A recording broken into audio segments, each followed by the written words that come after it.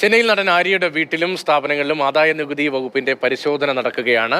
വേളാച്ചേരി, അണ്ണാനഗർ, കൊട്ടിവാക്കം എന്നിവിടങ്ങളിലാണ് പരിശോധന. KB ശ്രീധരനുണ്ട്. Sreedharan, raid എന്ത് സാഹചര്യത്തിലാണ്?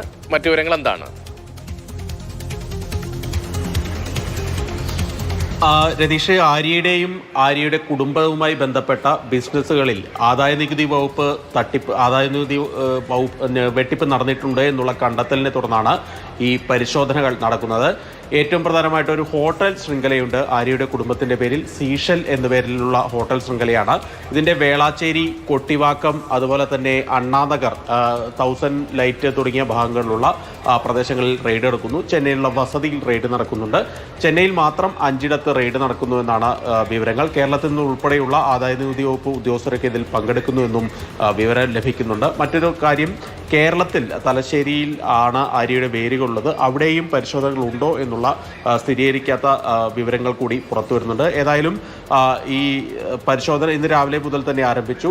ഇതിന്റെ വിശദാംശങ്ങൾ അല്പസമയത്തിനകം തന്നെ ലഭ്യമാകും.